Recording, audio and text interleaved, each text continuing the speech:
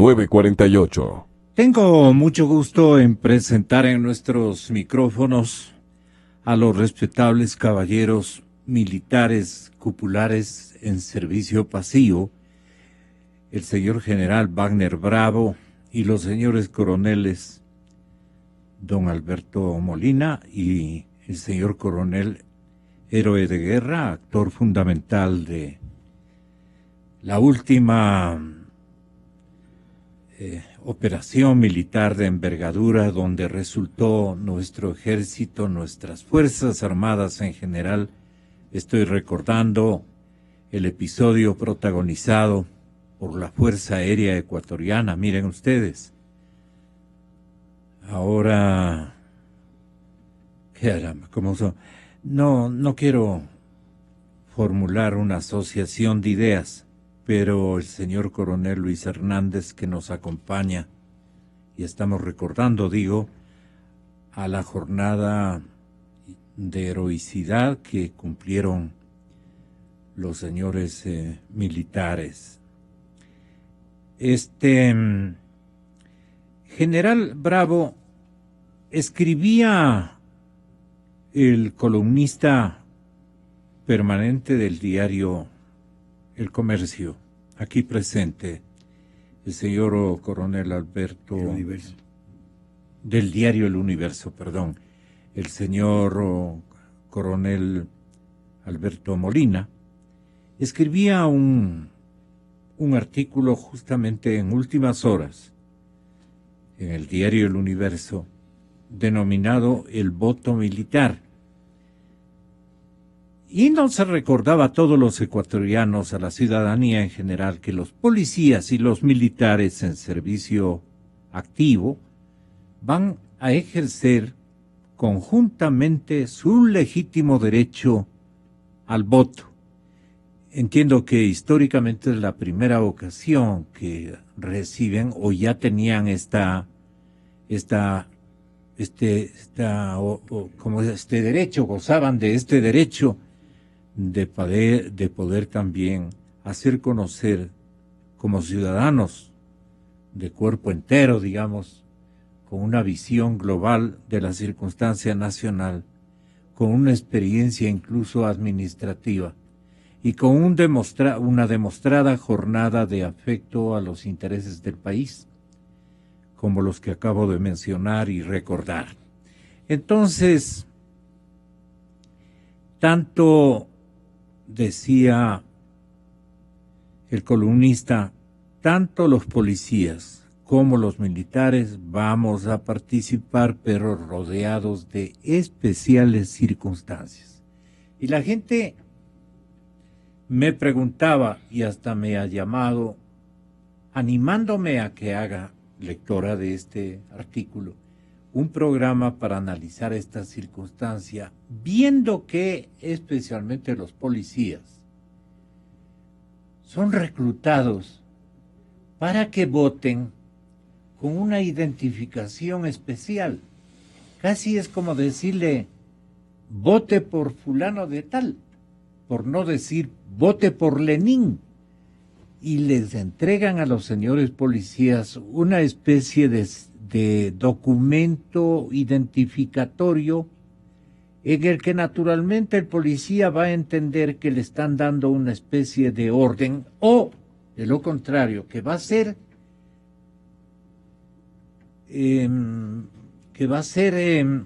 investigado la orientación de su sufragio el próximo mes de febrero.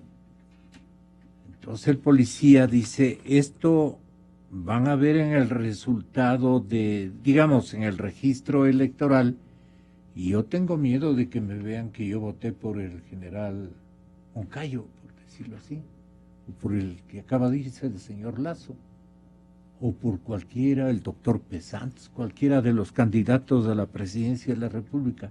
Más bien voy nomás a votar por el señor ingeniero Moreno. Digo, pueden darse esos casos porque la gente lo que se pregunta es ¿por qué les dan estas credenciales para ejercer su derecho al voto? General tenga la bondad de responder esto. No al columnista le correspondería, sino a otro militar, en este caso un general de la República. Tenga la bondad. Muchas gracias, Gonzalo, y buenos días a mi coronel Alberto Molina, a mi coronel Luis Hernández. Sí, efectivamente, estamos hablando de cerca de 42.000 militares en servicio activo y cerca de 54.000 policías en servicio activo. Eso nos está dando una cantidad de cerca de 100.000 votos que con sus esposas, sus hijos y familiares podrían llegar a ser 200.000 votos. Y efectivamente, pues la Constitución del 2008 nos permite ahora ya el voto a los militares y policías, así como a ciertas otras personas, pero es facultativo. Eso quiere decir que los militares pueden votar o no pueden votar. Sin embargo, dentro de las funciones, en un proceso electoral, las Fuerzas Armadas tienen una función institucional que es la custodia y la seguridad que debemos dar a toda la ciudadanía ecuatoriana sobre que el sufragio y todo el proceso electoral ha sido lo más transparente posible, porque está a nuestro cargo. Desde que el Instituto Geográfico Militar está elaborando las papeletas hasta que éstas llegan a la Junta Receptora del Voto. Y después de que se termina el día electoral, pues también la custodia del escrutinio y su retorno hasta las juntas provinciales del Consejo Nacional Electoral. Pero la otra función principal es que hoy los militares ya pueden votar. Y por lo tanto, también el Código de la Democracia indica en su artículo 2 que nadie puede impedirles que ellos hagan derecho a su sufragio. Ni autoridad civil, ni autoridad militar. Por lo tanto, hay un procedimiento en el cual el Consejo Nacional Electoral tiene que indicar cómo va a estar organizado todas las juntas receptoras del voto a nivel nacional, que son cerca de 40.000, tengo entendido, y que eso le permite al Comando Conjunto distribuir a su personal. Ese personal que, siendo oriundo de Tulcán, puede estar prestando servicios en Macará. Y por lo tanto puede haber estado empadronado en Tulcán o puede estar empadronado en el Guayas en la última votación. Entonces, todo un proceso que tiene que hacer el mando militar para permitir y no impedir que los militares hagan el derecho a su sufragio. ¿Qué les van a entregar ahora? Lo que usted dice, Gonzalo, pues precisamente un certificado. Ese certificado determina que el militar lo va a ser entregado públicamente en cada una de las fuerzas la próxima semana, según tengo entendido.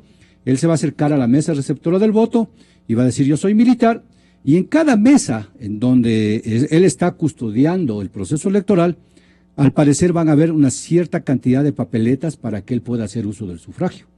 ¿Cómo es eso, mi general? El problema es de que los militares están empadronados en un lugar y están cumpliendo circunscripción territorial en otro lugar.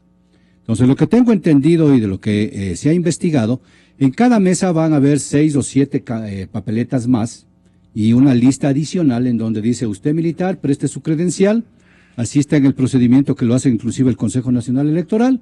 Ahora dice usted es militar, preste su cédula, sí, efectivamente, tome la papeleta, vaya a votar.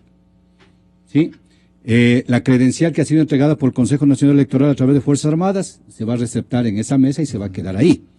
El problema que nos puede dar la duda es, ¿qué pasa si el militar no hace uso facultativo de su derecho al voto? Dice, no me interesa porque a la final los militares y los policías, como es facultativo, no tienen la obligación para cualquier trámite de presentar la papeleta de votación.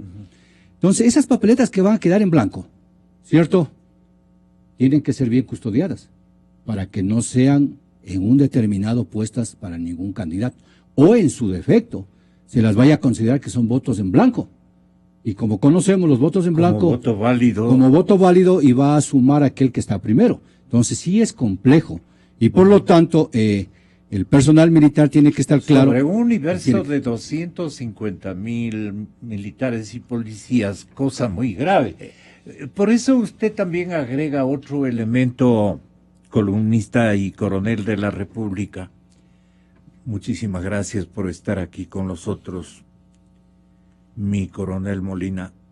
Tenga la bondad, cuando usted dice en su escrito, no sé cómo vayan a votar mis compañeros, prácticamente dicen si han sido asusados por el mismísimo ministro de la Defensa Nacional, entre otros. Gracias, Gonzalo, y un saludo cordial. ¿En qué radica su preocupación, coronel? A mis compañeros. En realidad, yo quisiera hacer una precisión antes de contestar su pregunta. Es que no es que ahora recién van a votar los militares, porque en la Constitución de Montecristi así lo señala.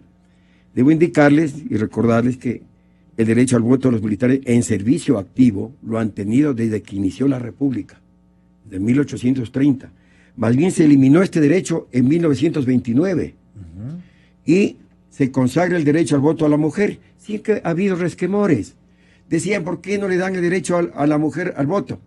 Porque va a ser influenciado por el esposo o por el confesor. Igual sucedió con los analfabetos.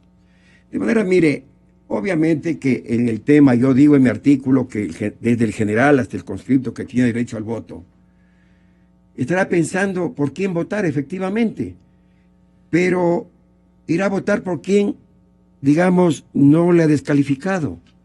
Irá a votar por quien le garantice, digamos, que se devuelva el derecho de la seguridad social militar. Irá a votar quien no le meta mano a las leyes y reglamentos militares. Echará mano a quien respete a la institución. Yo creo que ese es el perfil del candidato por quien, pienso yo, los militares van, digamos, a votar. Porque los militares, obviamente, también, igual que todos los ciudadanos, ¿no? Ahora que tienen derecho al voto, tienen una corresponsabilidad de la suerte del país. El derecho al voto se establece con el concepto europeo de ciudadano soldado.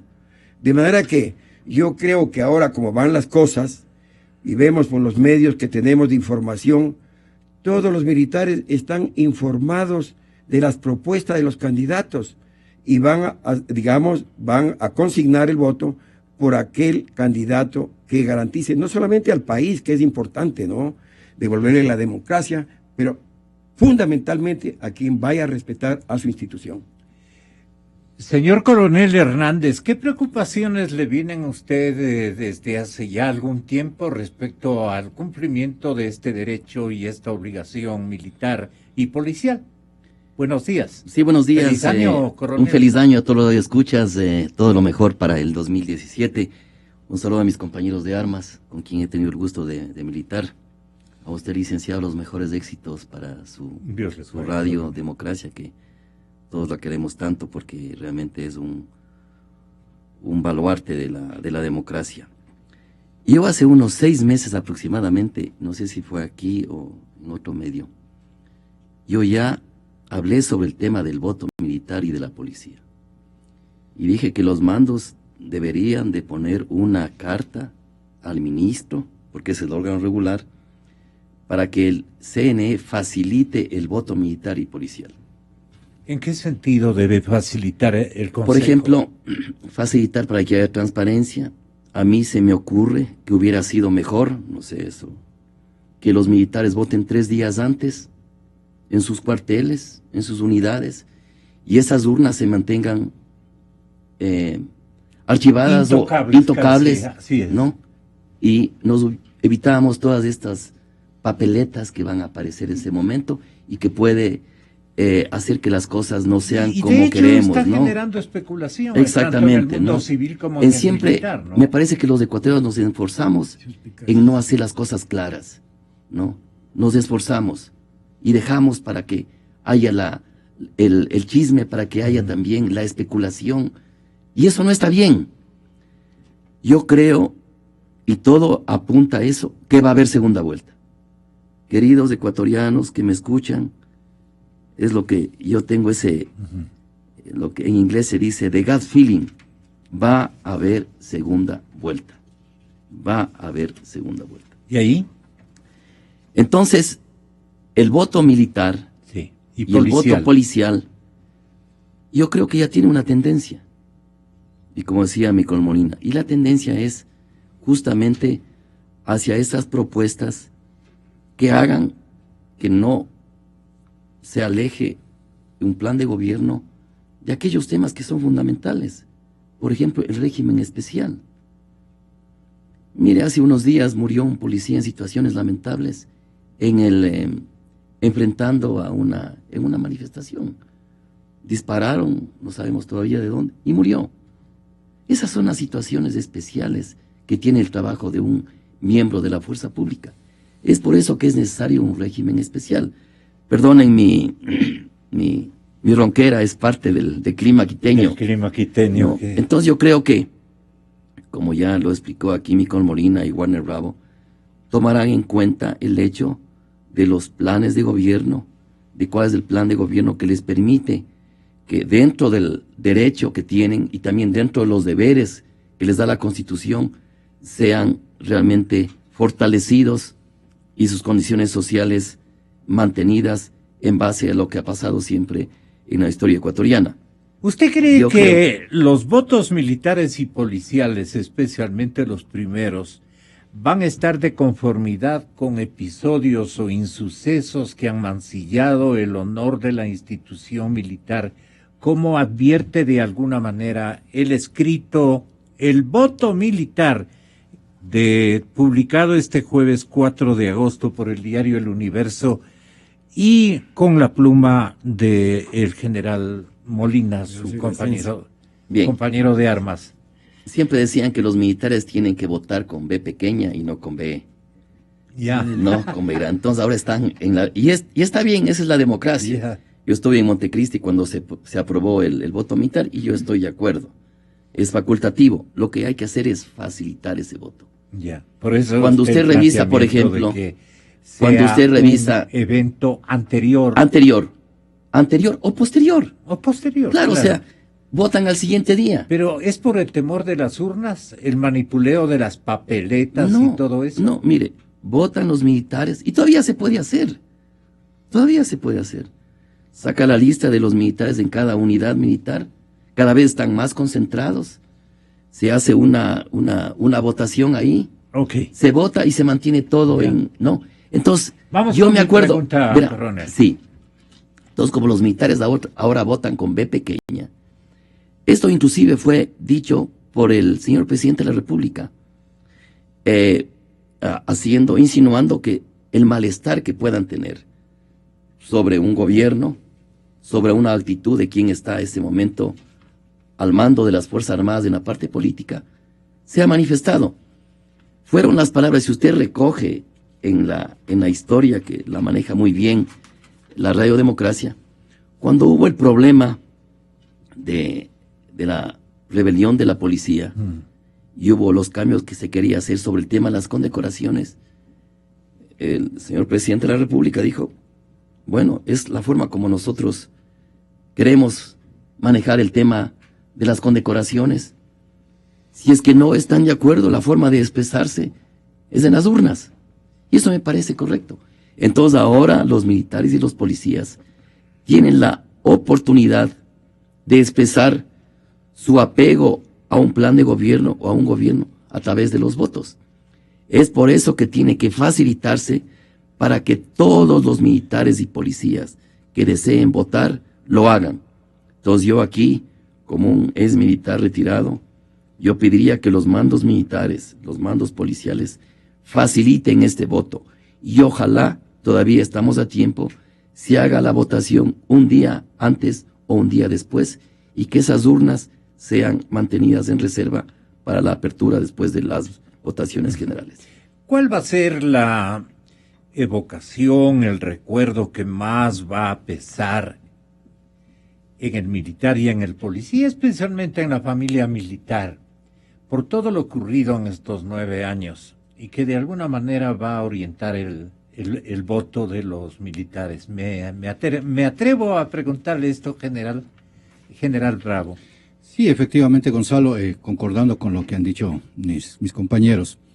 ¿El voto permite premiar o permite castigar al político que ejerce alguna función pública, en este caso el gobierno en este momento? Y creo que después de todo este avatar que hemos tenido de ataque a la institución militar, porque es un ataque, es un engaño, nos han engañado, nos han atacado, nos han vilipendiado, y no en forma escrita, sino públicamente, nos han dicho de todo, nos han dividido, ¿cierto? Ese es lo peor. Recordaremos que inclusive la ministra, en una locución que hizo en el Ministerio de Defensa, comenzó a hablar de política, ¿cierto? En su discurso hace 4 o 5 años hablaba ella de política y quería influenciarnos. Hoy se quiere hacer como se hace en los cantones, en los pueblos, una obra, va a decir, yo he hecho esto, ¿cierto? En un determinado momento se está construyendo vivienda fiscal para la policía, para decirles, yo les di esto, el otro gobierno no les he dado. Nos repiten a cada momento, nosotros hemos invertido en seguridad tanto, cuando eso no es plata para realmente las Fuerzas Armadas ni para la policía, es para la seguridad del Estado, para la seguridad de los ciudadanos. Entonces yo creo que los militares están claros que si deben castigarse, y yo desde mi punto de vista castigaré pues al gobierno, porque la institución, una de las más respetables del país, una de las fundamentales del país, ha sido vilipendiada. Y eso no lo podemos permitir, porque si el gobierno, que es en cierta forma, como dice la Constitución, la máxima autoridad, no el comandante en jefe, máxima autoridad de Fuerzas Armadas, está contra sus propias Fuerzas Armadas, no las ha desarrollado. De 350.000 millones de dólares que supuestamente ha tenido en estos años del gobierno, en los 10 años, dice que a las Fuerzas Armadas para fortalecer le ha dado 1.800.000. 1.800 millones de dólares. Entonces, ¿de qué fortalecimiento estamos hablando de las Fuerzas Armadas? ¿O es que se quiere simplemente cooptar las Fuerzas Armadas para un proyecto político que no lo ha podido lograr? Entonces yo creo que tanto el personal de tropa cuanto el personal oficial está claro, y desde mi punto de vista debemos castigar a este gobierno, tomando en cuenta de que se ha ido contra la institución, y no contra la institución, contra los militares y los policías, contra la institución de los ecuatorianos. Por eso son las Fuerzas Armadas de los ecuatorianos, la Policía Nacional de los ecuatorianos. Quien debería estar preocupado de ese ataque a las Fuerzas Armadas y a la policía es la ciudadanía, porque donde logre cooptarles a las Fuerzas Armadas y a la policía, o destruirlas, desaparecerlas, sálvese los ecuatorianos. ¿Qué podría hacer un gobierno con todo el poder? Imagínese. Que solamente eso le falta. Señor Coronel Molina, usted deja entrever que el tratado de los países comunistas en nuestro subcontinente, de nuestros países socialistas más bien, con este invento o esta marca de la revolución del siglo XXI, han tratado de cooptar a las instituciones militares y no han podido lograrlo. ¿A ustedes como institución ecuatoriana les favoreció, digamos, la constitución política del Estado? ¿Logró defender a la institución en términos de su libertad y su pertenencia de la población ecuatoriana? Mire, yo creo que las Fuerzas Armadas tienen una gran tradición. Estas Fuerzas Armadas victoriosas. ¿Pero cuál fue la intencionalidad Bueno, la intencionalidad ha sido presidente Correa? Cooptarlas, como usted bien dice, a las Fuerzas Armadas para el proceso de la Revolución Ciudadana. Mire, ¿Qué se aquí voy a resolvió repetir. en Sao Paulo? Para conocimiento. El Foro de Sao Paulo, después de la caída del muro de Berlín y la debacle del Imperio Soviético, reformulan su proyecto, ya no de tomarse el poder por las armas, sino a través del voto, y lo consiguen. Pero lo consiguen para perennizarse en el poder. Y tenemos ejemplos muy claros. Venezuela es el ejemplo más patético, Nicaragua, Bolivia, de los países del ALBA, de la cual también pertenecemos. Vea usted el drama de Venezuela, y ahí donde las Fuerzas Armadas les han corrompido, las han prostituido, que me perdonen, pero son colegas, pero tengo que decir lo que significa en Venezuela unas Fuerzas Armadas que no se deben al Estado, como, digamos, no se deben al Estado, no, sino a un proyecto político, como dijo suelto de hueso el general Rangel, que fue ministro de Defensa, que están casadas con el proyecto político de Chávez y de digamos, de Maduro. Unas Fuerzas Armadas deben, digamos, estar subordinadas al gobierno legítimamente elegido por el pueblo en las urnas, de manera que eso no tenemos que perder de vista. Y estas Fuerzas Armadas, consecuentes con ese mandato, digamos, están subordinadas políticamente al, digamos, gobierno que, digamos, que ha sido elegido legítimamente por el pueblo, pero no en ningún proyecto político ni de este, ni de ningún gobierno. Se distorsionaría lo que significa unas Fuerzas Armadas del Estado, del pueblo. Pasarían a ser como la época, digamos, feudal, pues cada señor feudal tenía su ejército para defender sus derechos y su feudo. Imagínese lo que podría ocurrir al país. Yo quisiera, antes que me permita, usted tanto que se ha referido al voto militar, a mi artículo, 2 minutos. Cuando pregunto por quién votarían los militares, les digo, sin duda, decidirán por un auténtico estadista que crea en la democracia y en la división de poderes, que respete la Constitución y las leyes, que no los exacerbe a los militares, que no los descalifique, que no les provoque, que no los divida y enfrente a la tropa en contra de los oficiales, que no socave su bien ganado prestigio, que respete sus leyes y reglamentos, que no meta la mano en los ascensos, especialmente de generales y almirantes, que les devuelva los legítimos derechos de la seguridad social, que nombre un ministro de defensa civil o militar, hombre o mujer, que valore la importancia de unas Fuerzas Armadas profesionales y democráticas. Con seguridad votarán por un ciudadano que no se valga de los resultados electorales para abusar del poder y que no le quede grande la camisa democrática. Ese candidato, tal vez usted lo ubica rápida y fácilmente, coronel Hernández.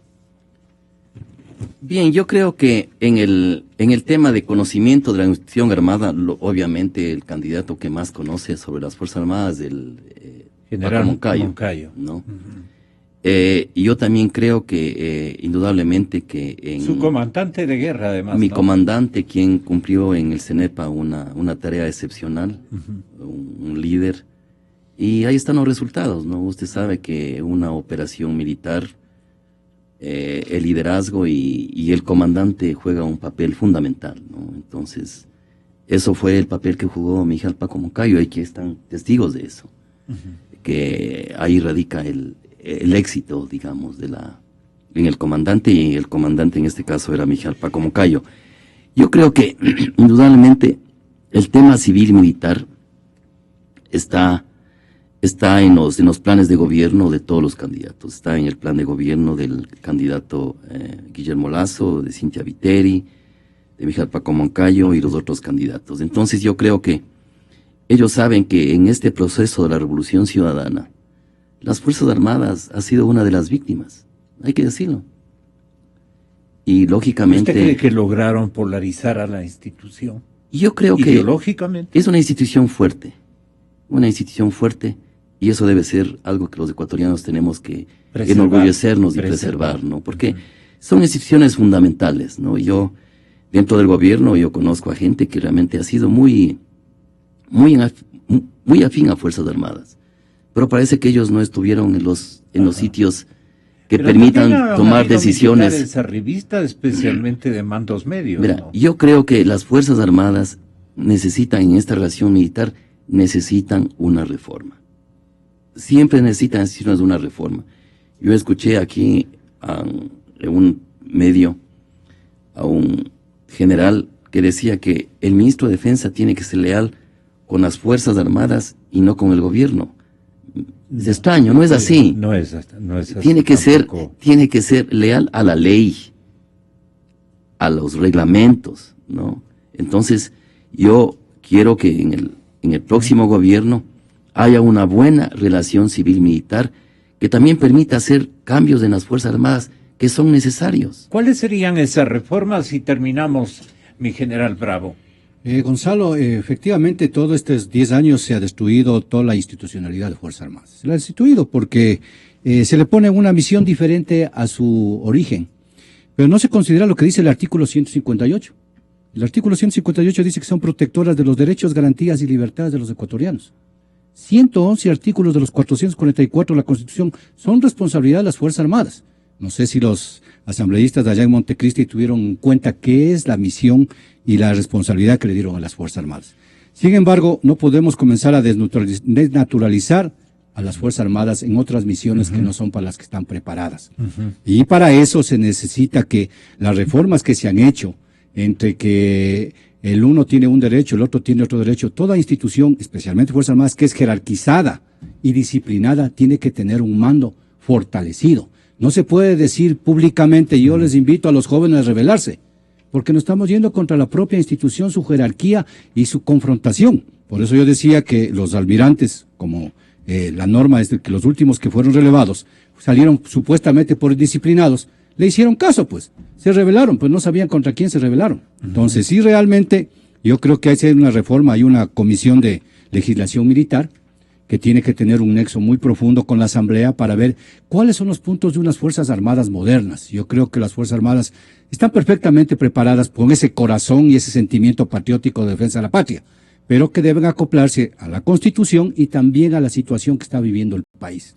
Lo que no podemos permitir, vuelvo a repetir, es que las Fuerzas Armadas sean vilipendiadas porque de una u otra forma se está vilipendiando a todos los ecuatorianos a través de sus Fuerzas Armadas. Todos nos hemos ilustrado y hemos atendido las ponencias y las evaluaciones que han formulado Wagner Bravo, general de la República, y los señores coroneles don Alberto Molina y Luis Hernández. Muchísimas gracias a los tres y un saludo cordial a toda la institución militar y a toda la institución policial, porque la cadena Democracia también es de ustedes. Somos